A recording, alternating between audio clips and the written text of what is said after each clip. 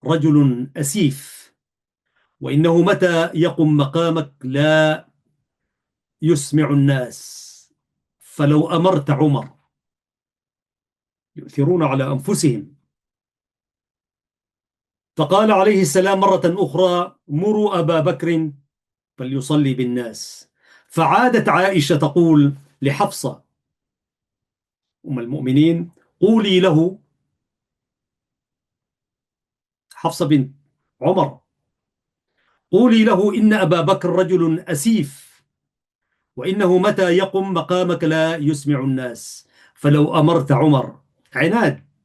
فعادت حفصة ما قالته لها عائشة، وضجر عليه السلام من هذه المراجعة لك بتاعت أمهاتنا أمهات المؤمنين، فقال: إن كن أنتن صواحب يوسف. ثم قال لثالث مرة: مروا أبا بكر فليصلي بالناس. وروي عن عبد الله بن زمعة أنه خرج من عند النبي صلى الله عليه وسلم، فإذا عمر في المسجد وأبو بكر غائب، فقال: يا عمر، قم فصل بالناس. ساعتها سيدنا أبو بكر ما موجود، فتقدم فكبر، وكان رجلا مجهرا. عمر بن الخطاب إذا مشى أسرع، وإذا تكلم أسمع، وإذا ضرب أوجع، فكان مجهرا. فلما سمع رسول الله صلى الله عليه وسلم صوته سأل: فأين أبو بكر؟ وأضاف المصطفى صلى الله عليه وسلم يقول: يأبى الله ذلك والمسلمون، يأبى الله ذلك والمسلمون. ولام عمر عبد الله بن زمعة قائلا: ويحك، ما صنعت بي يا ابن زمعة؟ والله ما ظننت حين أمرتني إلا أن رسول الله صلى الله عليه وسلم أمرك بذلك. والله ما ظننت حين أمرتني إلى أن رسول الله، يعني رسول الله صلى الله عليه وسلم، قد أمرك بذلك، ولولا ذلك ما صليت بالناس. قال ابن زمعة: والله ما أمرني رسول الله بشيء صلى الله عليه وسلم، ولكني حين لم أرى أبا بكر رأيتك أحق من حضر بالصلاة بالناس. وموضع العجب في هذه الرواية تردد السيدة عائشة رضي الله عنها في تبليغ أمر النبي بإقامة أبيها مقامه في الصلاة، وقد تكرر الأمر أكثر من مرة. فهذا التردد يقرأه ويحلله العقاد عجيب من وجوه. عجيب أن تتردد في تبليغ أمر محمد صلى الله عليه وسلم وهو الزوج المحبوب والنبي المطاع، وعجيب أن تتردد في تبليغه وهو تشريف لأبيها بمقام كريم تتطاول إليه الرقاب. ويزيده عجبا أن يحدث في شدة المرض والنبي مجهد يطلب الراحة، وهي أشد نساءه سهرا عليه في مرضه، وأرعاه له بما يريحه ويخفف الجهد عنه. نعم، إن عائشة رضي الله عنها كانت أكثر الناس دالة على النبي، وأجرأهم على مراجعته والتلطف في إبلاغه. السيدة عائشة: خذوا نصف دينكم من هذه الحميراء. والتلطف في إبلاغه ما يتهيب القوم أن يبلغوه، فلئن كانت هي أولى الناس أن تطيعه وتبلغ أمره، لقد كانت كذلك تعلم من مكانتها عنده ما يبيح لها أن تراجعه وتأمن غضبه لدالتها عليه وثقته من مضمر حبها له وامتثالها لأمره، إلا أنها قد بلغت مكان الدالة عند رسول الله صلى الله عليه وسلم بما لها من صفات كثيرة غير الصباحة من الصبوح يعني والجمال. وأول تلك الصفات فرط الذكاء ولطافة الحس وحسن التقدير. وخليق بمن كانت في مثل ذكائها ولطافة حسها وحسن تقديرها أن تفطن إلى الجد في ذلك الموقف العصيب وفي ذلك البلاغ الخطير. وهيهات أن تتردد يومئذ عن دلال في غير موضعه ولأسباب غير السبب الذي يمكن أن يوحي إليها ذلك التردد، ولا بد لها من سبب عظيم، ولقد كان له سبب عظيم. أعزائي المشاهدين، لا زلتم مع قناة سلام الإعلامية المباركة، وحلقة في برنامج مع اللغة العربية. أعتقد هذه الحلقة رقم 188 بحمده تعالى، ونقلب في هذه الحلقة وستتبع حلقات إن شاء الله عن عبقريات الكاتب الأديب الشاعر الفيلسوف الإسلامي عباس محمود العقاد رحمة الله عليه، وبدأناها بعبقرية الصديق أبو بكر رضي الله عنه وأرضاه خليفة المؤمنين.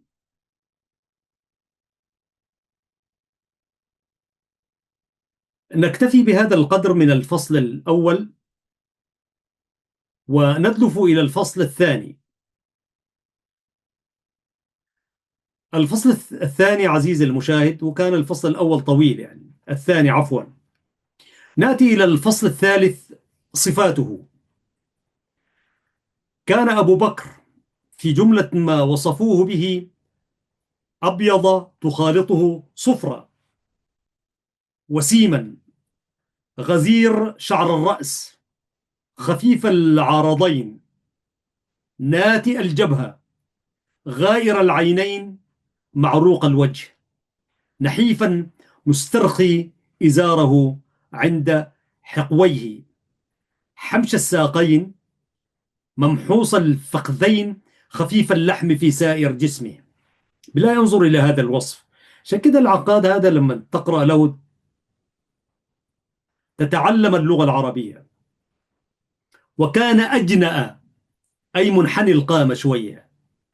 وقيل في وصف آخر إنه حسن القامة لا يلحظ عليه انحناء، ولعله كان كذلك أيام الشباب، ولم يرد في أخباره وصف قاطع عن الطول والقصر. لكن المعروف الخليفة عمر كان طويل القامة كما سنرى إن شاء الله، ولكنه على ما يؤخذ من بعض تلك الأخبار كان أميل إلى القصر، ولا سيما أخبار الهجرة مع النبي صلى الله عليه وسلم. فقد جاء في خبر الهجرة أن النبي صلى الله عليه وسلم كان على بعير، وأبو بكر على بعير، وعامر ابن فهيرة على بعير. فكان رسول الله صلى الله عليه وسلم يثقل على البعير فيتحول عنه إلى بعير أبو بكر، ويتحول أبو بكر إلى بعير عامر، ويتحول عامر إلى بعير رسول الله صلى الله عليه وسلم. شوف، انظر إلى الصحبة الجميلة هذه. فكان هو أخف من عامر ابن فهيرة، وكان عامر بن فهيرة أخف من رسول الله صلى الله عليه وسلم.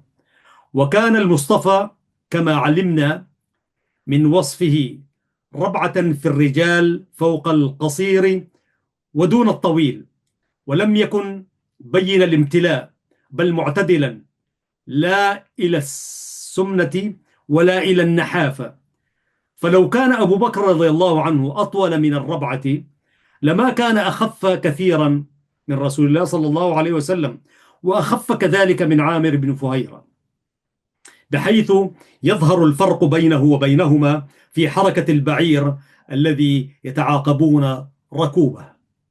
أما صفاته الخلقية فقد اتفقت فيها أقوال واصفة ودلائل أعماله في الجاهلية والإسلام. كان أليفا ودودا حسن المعاشرة، وكان مطبوعا على أفضل الصفات التي تتألف له الناس فيألفونه، ومنها التواضع ولين الجانب، فلم يتعالى على أحد قط في جاهليته ولا في إسلامه. وكان في خلافته أظهر تواضعا منه قبل ولايته الخلافة، فإذا مدحه مادح قال: اللهم أنت أعلم به، اللهم أنت أعلم مني بنفسي. وإذا سقط منه خطى مناقته وهو راكب نزل منها ليأخذه، ولم يأمر أحدا بمناولته إياه. وبلغ من بغضه الخيلاء أنه كان يبغضها يبغضها حتى حيث يغتفرها الناس من ربات الحجال.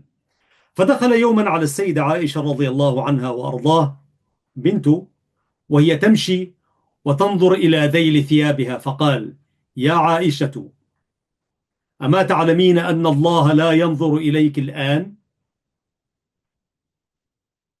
قالت: ومما ذلك؟ قال: أما علمت أن العبد إذا دخله العجب أو العجب بزينة الدنيا مقته ربه عز وجل حتى يفارق تلك الزينة، فلما نزعت تلك الزينة التي أعجبتها فتصدقت بها قال: عسى ذلك يكفر عنك. فكتت برعت بها. فهو ودود كريم لا يظن بماله وجاهه في سبيل الكرم والسخاء وفي نصرة الإسلام يعني. ومع هذه المودة وهذه الإلفة كانت فيه حدة يغالبها ولا يستعصي عليه أن يكبح جماحها، ووصف بها نفسه ووصفه بها أقرب الناس إليه وأصدقهم في وصفهم. فقال في خطبة من أوائل خطبه بعد مبايعته: اعلموا أن لي شيطانا يعتريني، فإذا رأيتموني غضبت فاجتنبوني. وقال عمر بن الخطاب: وكنت أداري منه بعض الحد، أي الحدة، وذلك حين أعد كلاما يقوله في سقيفة بن ساعدة مخافة أن يحتد أبو بكر في ذلك المقام. وسئل عنه ابن عباس فقال: كان خيرا كله على حدة كانت فيه. وكان لمروءته يتحاشى السقط من الكلام، فلا يتكلم إلا أن يدعوه داع إلى قولة خير فيقولها إذن ويصدق في مقالته. ومن وصاياه لبعض عماله: إذا وعظتهم فأوجز، فإن كثير الكلام ينسي بعضه بعضا. إذا وعظتم فأوجزوا. وقد اشتهر بالصدق في الجاهلية والإسلام، فكان ضامن قريش المقبول الضامن لا يعد أحدا إلا وقد صدقه، ووكلت إليه الديات والمغارم، فلم يكن يحمل شيئا منها إلا اطمأن إليه الناس، فإن احتملها أحد غيره خذلوه ولم يصدقوه.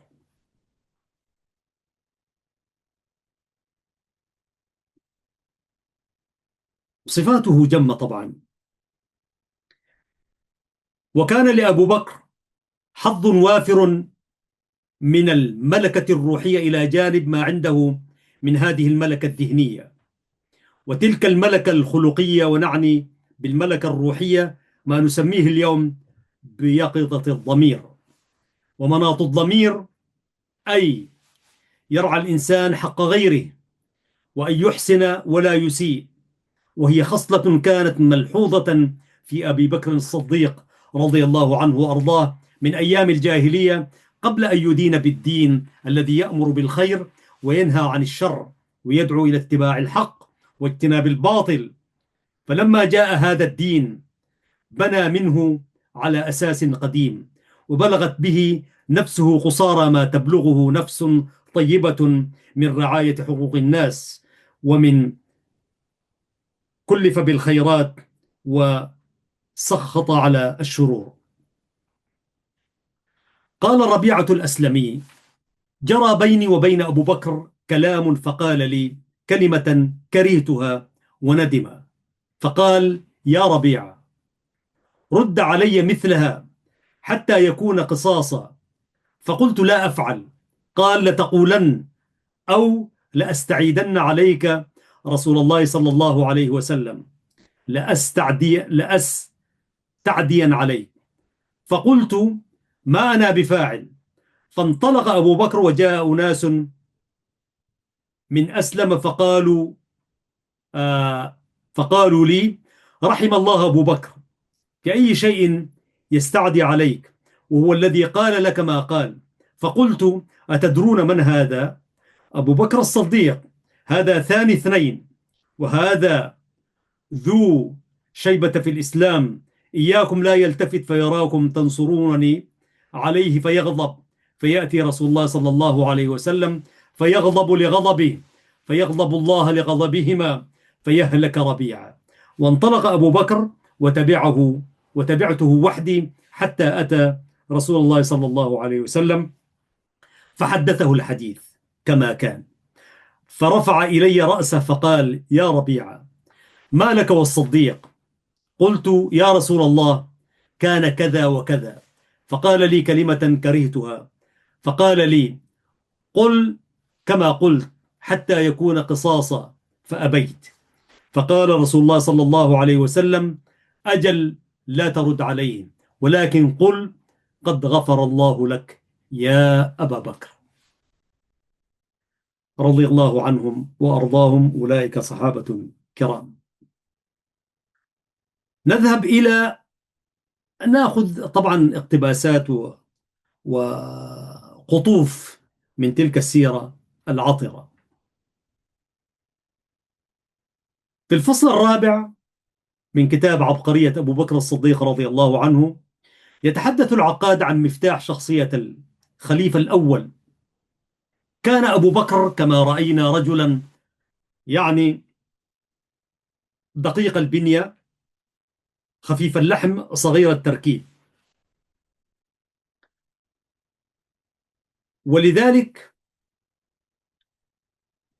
ولقد كان أبو بكر رجلا كريما أليفا من أهل الخير والمودة. فلا جرم كان الإعجاب بالبطولة طبعا متأصلا فيه، مقرونا بكل ما في الإعجاب من حب وثقة وإيمان. ولا جرم كان هذا الإعجاب مفتاحا لشخصيته، مفسرا لكل ما يلتبس من أعماله، مميزا لكل ما يتشابه بينه وبين غيره من الصفات.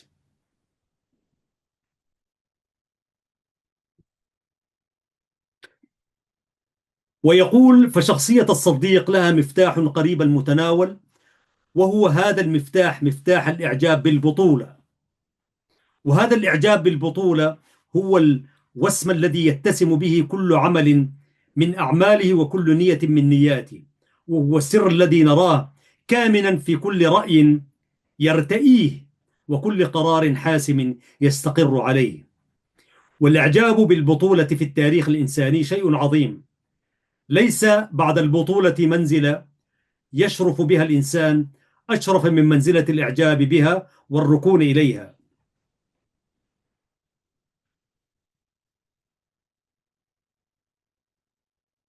ويقول هو يتحدث عن مفاتيح شخصية الخليفة أبو بكر الصديق رضي الله عنه وأرضاه، الخليفة الأول.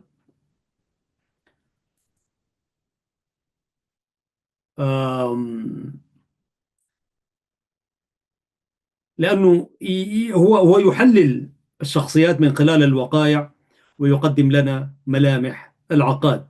يقول: إنما البطولة التي أعجب بها أبو بكر هي البطولة التي ليس أشرف منها، بطولة تعرفها النفس الإنسانية، هي بطولة الحق وبطولة الخير، بطولة الاستقامة، وهي بعد هذا فوق هذا بطولة الفداء، يقبل عليها من أقبل وهو عالم بما سيلقاه من عنة الأقوياء والجهلاء. تلك هي بطولة محمد صلى الله عليه وسلم، وذلك هو إعجاب الصديق. خير لبني آدم أن يبقى لهم هذا الإعجاب من أن يزول ويبقى بعده كل شيء وأي شيء.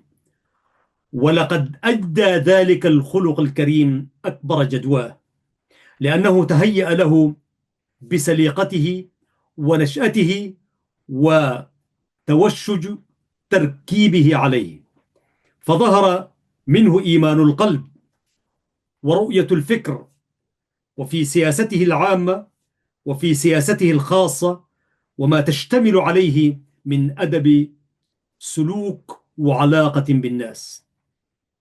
أحاط به الناس من المشركين يتهكمون به ساخرين عابثين.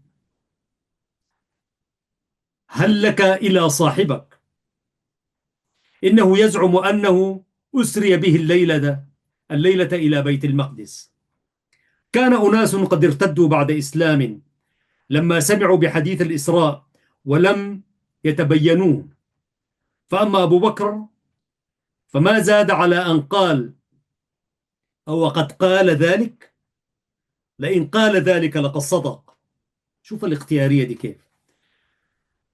فغاضهم منه أنهم لم يبلغوا منه موقع التشكيك فيما أربى عندهم على حدود التصديق، وعادوا يسألونه: أتصدق أنه ذهب الليلة إلى بيت المقدس وعاد قبل أن يصبح؟ قال: نعم، إني لأصدقه فيما هو أبعد من ذلك من خبر السماء في غدوة أو روحة. ثم ذهب إلى النبي صلى الله عليه وسلم فطفق يسمع منه ويصدقه ويقول: أشهد أنك لرسول الله. هذا هو البرهان النفساني كما دعوناه، وهو برهان لا خلل فيه من وجهته التي يستقيم عليها، وإن لم يكن هو البرهان الذي تعودوه المناطق والعلماء. وهنا موضع صالح للتفرقة بين هذه البراهين في ظواهرها، وللتوفيق بينها فيما تنتهي إليه من نشدان الحقيقة الكبرى: إني لأصدقه فيما هو أبعد من ذلك من خبر السماء. وفحو ذلك إني لأصدقه لأنه أهل للتصديق. هذا هو أساس الإقناع في منطق الإعجاب والإيمان. فإن كان للمنطق أو للتجربة العلمية أساس آخر، فليس معنى ذلك أن الأساسين متناقضان متدابران، وإنما معناه أنهما نحوان مختلفان. ولكننا إن فرضنا مع هذا أنهما قد تناقضا وتدابرا، فليس الخطأ إذن في جانب الصديق، ولكنه على التحقيق في جانب العالم أو المنطيق. إن قال العالم أو المنطيق: إنني لا أصدق حديث الإسراء، ولهذا أبطل الدعوة الإسلامية وأبطل قبلها العظمة المحمدية، فهو المخطئ في برهانه، وهو الذي تعدى به حدود قياسه، لأنه نظر إلى المسألة في غير جانبها التي ينظر إليه، من حيث كان أبو بكر الصديق على صواب كل الصواب في نظرته إليها من جانبها الأوفى أو جانبها الذي هو مناط التأييد والإنكار. أبو بكر يأخذ النفس العظيمة مأخذا واحدا ويصدق الخبر فيها جملة واحدة ولا يجزئها قطعة قطعة وخبرا خبرا، فيبطلها كلها بخبر من أخبارها وجزء من أجزائها. انظر إلى هذه الفلسفة العميقة. وأبو بكر ينظر إلى المسألة في أساسها فيطمئن إليها عند ذلك الأساس، ويبني عليه كل ما فوقه من الإضافات والمزايدات. المسألة عزيزي المشاهد في أساسها هنا هي مسألة الصلاح والفساد، ومسألة التوحيد وعبادة الأصنام، كما يرى العقاد في عبقرية الخليفة الأول الصديق أبو بكر الصديق رضي الله عنه وأرضاه.